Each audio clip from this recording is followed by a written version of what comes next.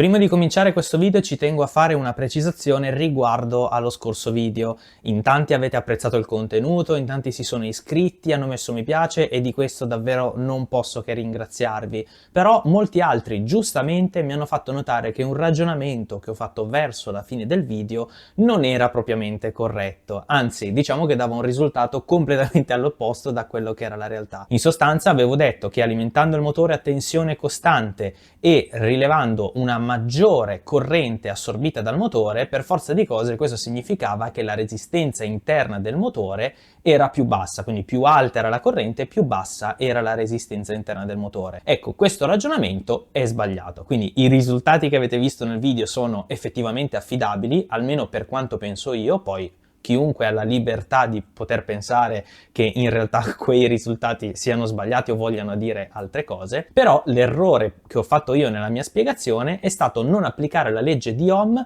per i motori elettrici. Cercherò di farvi una brevissima spiegazione. In sostanza, un motore elettrico e una lampadina non si comportano nello stesso modo. Una lampadina è una resistenza, quindi assorbe corrente per generare luce e calore. Un motore invece ha due comportamenti, si comporta contemporaneamente sia da resistenza sia da generatore di corrente. Quando noi alimentiamo il motore, questo motore comincia a ruotare e ruotando contemporaneamente genera una corrente elettrica. Questa corrente si chiama forza elettromotrice inversa, una forza, anzi una tensione, che si oppone a quella che gli stiamo fornendo noi.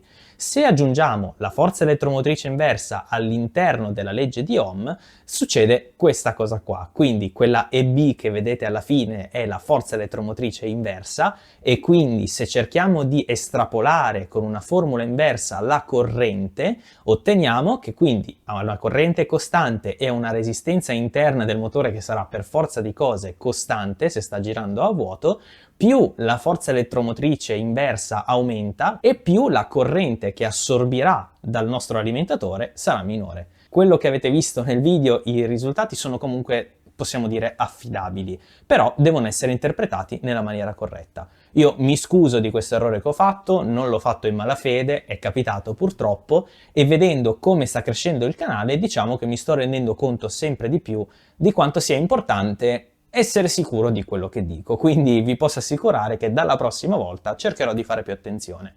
Detto questo, vi lascio al video.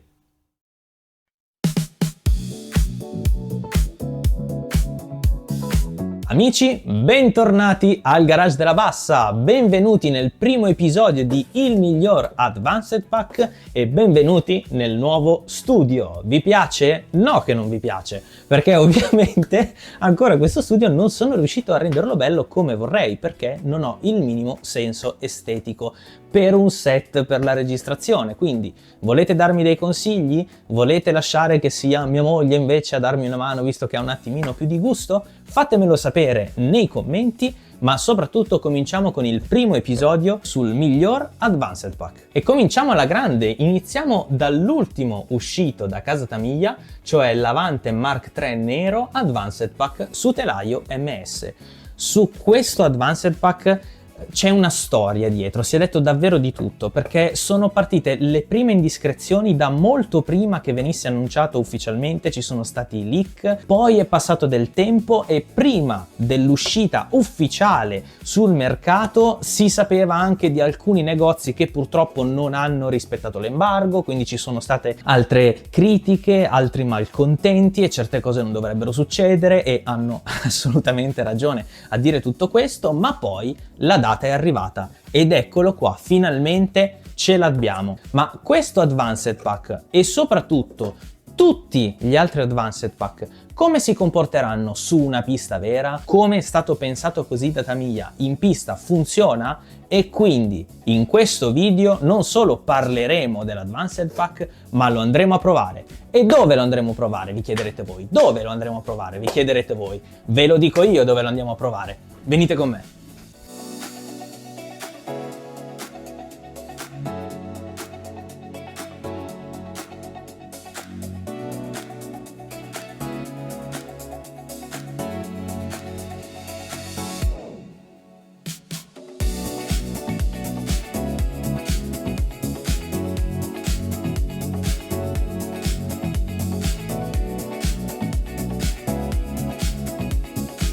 Signori, benvenuti veramente al garage della Bassa. Oh, la mia pista! Come vedete si tratta di una pista davvero molto semplice e è stata pensata per poter fare dei test non solo in configurazione jump come vedete adesso e per provare poi il ponte, perché abbiamo ovviamente altri pezzi qua per poter fare delle prove diverse, ma come vedete abbiamo anche costruito un bellissimo cambio corsia per la speed, quindi è una pista piccolina sì, ma reversibile e adattabile a entrambe le categorie. Come vedete qua abbiamo un piccolo appoggio e abbiamo anche una bank per provare i freni delle nostre Mini 4WD, un piccolo ventilatore per quando tornerà la stagione calda e quindi siamo pronti finalmente per cominciare le prove di oggi. Andiamo a vedere come si comporta questo kit in pista. Ed eccoci tornati in studio, quindi pronti per l'unboxing? Siete pronti? 3, 2, 1 e non è vero! Non c'è assolutamente nessun unboxing perché questa Mini chiaramente l'ho già aperta e l'ho già anche montata, e questo perché volevo riuscire a meditare un pochino su questo modellino in tutta tranquillità mentre monto questa macchinina esattamente come ho montato tutte le altre, quelle che uso per le gare. E voglio parlarvi di un paio di pregi e di un paio di difetti che ho notato nel mentre che costruivo questa macchinina, perché sì, ci sono sia pregi che difetti e per la prova in pista, quindi per decretare se questo modellino è buono oppure no, dovremo aspettare di vederla in pista. Intanto cominciamo togliendo il portabatterie e togliendo anche il carter motore, così come anche gli ingranaggi counter gialli che vengono forniti all'interno della confezione per far ruotare liberamente le ruote. Infatti il primo pregio che ho notato, guardate qual è? Le ruote che vengono fornite nel kit sono veramente buone, quindi assali, ruote, assali, ruote e gomme che vengono forniti permettono effettivamente di avere una rotazione perfetta. Certo, bisogna comunque applicare quel metodo che vi ho già fatto vedere qua sul canale. Se siete nuovi sul canale vi lascio il video qui, c'è la thumbnail, oppure ve lo lascio qua sopra nelle schede, però diciamo che nonostante ci siano dei modellini che non vengono fatti proprio con molta cura dalla Tamiya e che quindi al loro interno hanno degli assali che già di partenza sono storti o delle ruote che non si riesce a farle girare dritte in nessun modo, e quindi chiaramente è richiesto di comprare dei nuovi set di ruote o dei nuovi assali, quelli che vengono forniti in questo kit decisamente danno un ottimo risultato. Non perfetto per i miei gusti, però danno comunque un ottimo risultato. Un'altra cosa che ho apprezzato particolarmente, cosa che avviene anche in altri kit starter pack o advanced pack, è il fatto che abbiano deciso di includere all'interno del pack, vediamo se riesco a farvelo inquadrare, le viti con la brugola. Si tratta di viti che sono molto più resistenti di tutte le altre viti che vengono date di solito, che vengono vendute come spare parts o che vengono date all'interno dei kit, e queste viti tendono a non piegarsi o comunque a piegarsi meno rispetto ad altre. Diciamo che questi permettono un margine di errore un po' più ampio e soprattutto si tratta di ricambi veramente costosi di solito, quindi ritrovarseli già all'interno di un advanced pack sicuramente dà un grande vantaggio, almeno a livello economico. Passiamo invece adesso a quelle che secondo me, almeno per la mia esperienza, sono delle criticità, quindi delle cose che onestamente non ho apprezzato molto. Ad esempio, una di queste cose che non ho apprezzato molto è la scelta di mettere i roller low friction all'interno del pack. Come mi è già capitato in gare che avete visto anche su questo canale, quindi potete andare a rivedere voi stessi quello che è successo, questi ogni tanto tendono a bloccarsi e quando si bloccano in curva l'uscita è assicurata e questa cosa a me non piace. Io tendenzialmente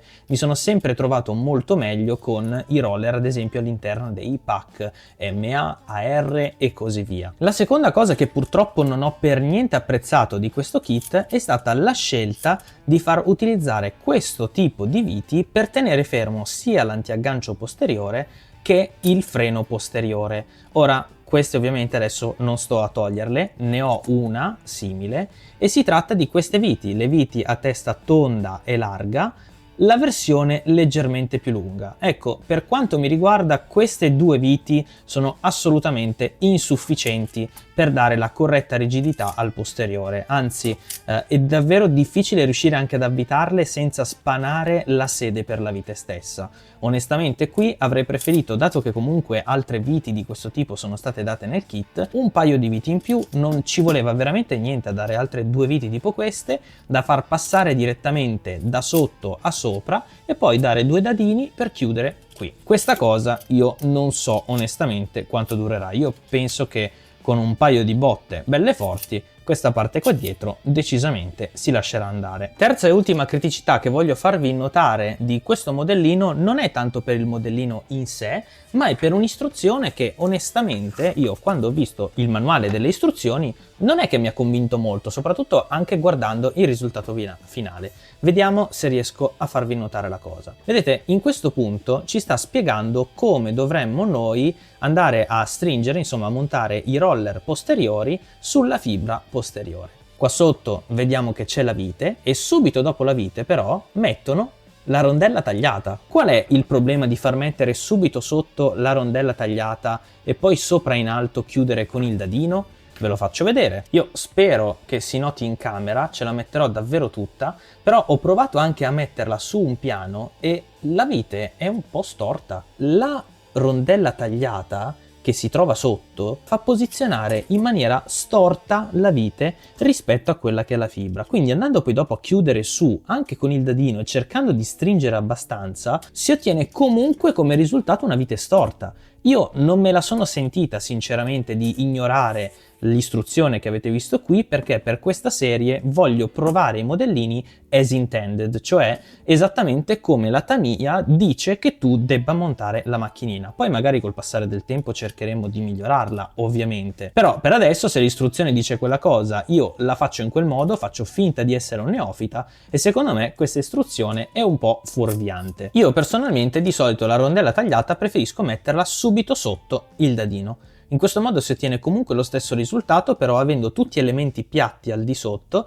si riesce a mantenere molto più dritta la vite. Però come vi ho detto, noi oggi la proveremo così com'è. Ma adesso andiamo in pista a provare questa Mini 4VD così come Tamiya l'ha concepita e soprattutto vediamo come si comporta nel caso di alcuni ostacoli in particolare. Vedremo quanto va su una pista completamente piana, vedremo come affronta uno degli ostacoli più difficili in assoluto, cioè la slope subito dopo una sezione di curve a 180 gradi, il che porta la Mini a destabilizzarsi molto, soprattutto sulla corsia più interna, e poi vedremo come affronta alla massima velocità un altro ostacolo molto difficile da affrontare, cioè il cambio corsia con subito dopo una curva dalla parte opposta a quella di appoggio. Siete pronti? Andiamo!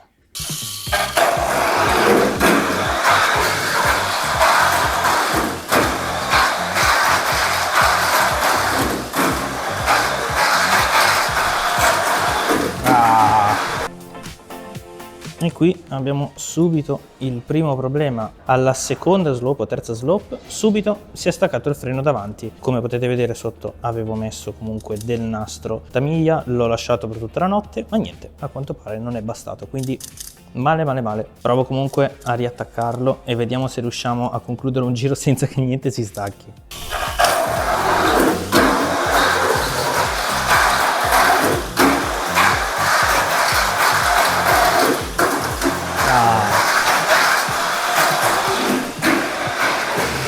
Ok, un primo giro lo abbiamo concluso a 10,676. Ora vediamo se magari caricando un po' di più riusciamo a fare di meglio, ma soprattutto ho notato dei salti un po' storti, quindi proviamo a vederli più da vicino.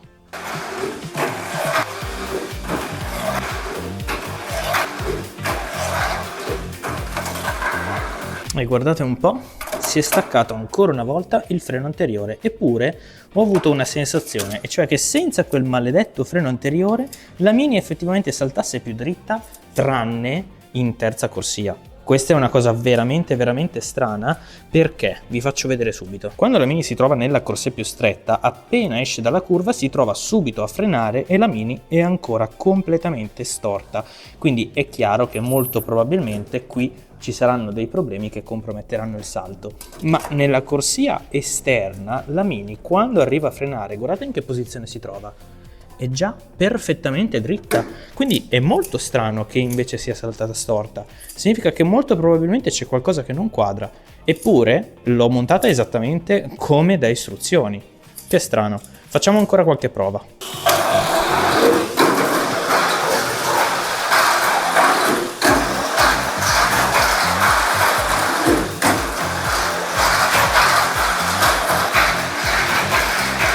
Anche senza il freno davanti i salti continuano a essere molto storti. All'inizio pensavo che ci fossero problemi di damping e invece a quanto pare non è così. Ho riguardato lentamente e il problema è sempre il solito. La Mini salta storta, prende dentro la fence e per questa volta ok è stata dentro, ma non ha neanche migliorato il tempo. Quindi non ci siamo proprio. Facciamo qualche altra prova da vicino.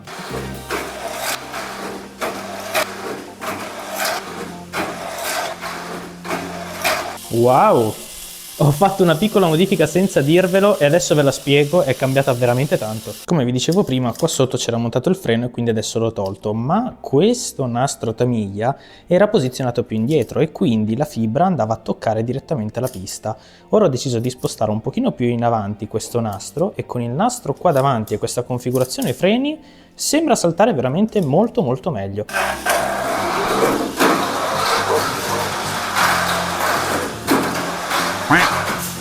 No!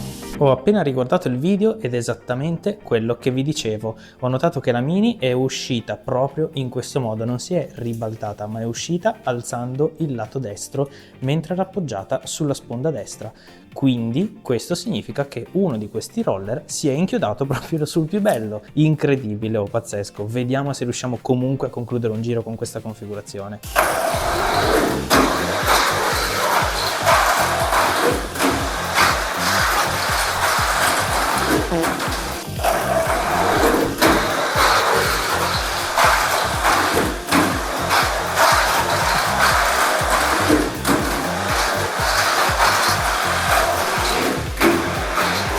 Tremendo, veramente tremendo il risultato, bruttissimo, mi è piaciuta davvero poco eppure peggiorata nonostante gli abbiamo tolto il freno, quindi ancora quel 10,67 che abbiamo visto all'inizio è stato il miglior giro su questa configurazione. Onestamente sono stanco di continuare a provare su questa configurazione, proviamo a vedere come si comporta su un cambio corsia posizionato dopo un lungo rettilineo e subito prima di quella curva.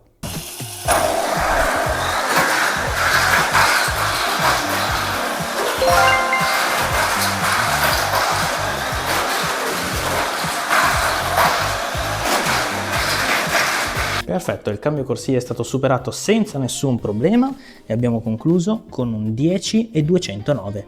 Adesso togliamo il cambio corsia, facciamo una prova a pista completamente piana, così che poi dopo avremo 3 valori, uno con la slope, uno con il ponte e un altro a pista piana. Poi magari in futuro stavo pensando di mettermi, che ne so, una cosa tipo una lavagnetta lì per tenere tutti questi valori ottenuti prima con questo Advanced Pack e poi con tutti gli altri che faremo nella serie, così alla fine della serie potremo confrontarli.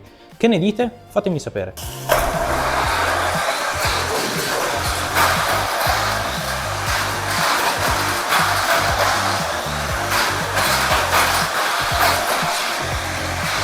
Ecco, ma un'altra volta, neanche il tempo di vedere il tempo, subito è uscita di nuovo in curva perché si sono inchiodati i roller.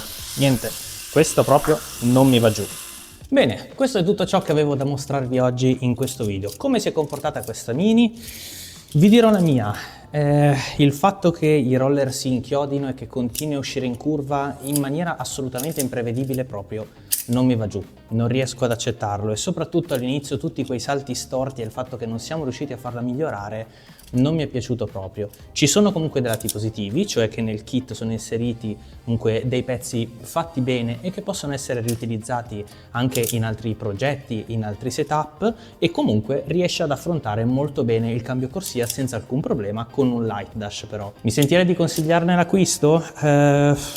Non saprei, onestamente non credo che comunque questo modellino, questo Advanced Pack sia Niente di che, penso che si possa riuscire a fare molto di più partendo da un kit stock e cercando magari di stare attenti agli acquisti, insomma, anche con un pochino di esperienza. Però se volete iniziare da zero, questa potrebbe essere comunque una buona scelta, però vi ricordo assolutamente che secondo me dovreste proprio cambiare i roller. Dovreste piuttosto prendere quelli che vi danno stock kit all'interno degli MA, degli AR, anche degli FMA che funzionano molto bene. Amici, questo era il primo episodio del migliore Advanced Pack. Voi cosa ne pensate? Fatemelo sapere qui sotto nei commenti e vi dico una cosa in più che poi vi ricorderò anche nei prossimi video. Se volete sostenere attivamente il canale, qui sotto adesso potete trovare il tasto abbonati. Potete abbonarvi al canale e diventare anche voi dei fan della bassa al piccolissimo prezzo, proprio il minimo prezzo impostabile di 99 centesimi al mese. Con questo avrete comunque dei benefici, ci saranno dei badge che ho creato io personalmente e che miglioreranno con il tempo. In sostanza, più tempo rimarrete abbonati e più il vostro motore salirà di livello. Partirete da uno stock fino ad arrivare ad un Plasma Dash. Inoltre avrete a disposizione anche delle emoji che potrete utilizzare tra l'altro qui sotto nei commenti e sono tutte cose esclusive per gli abbonati.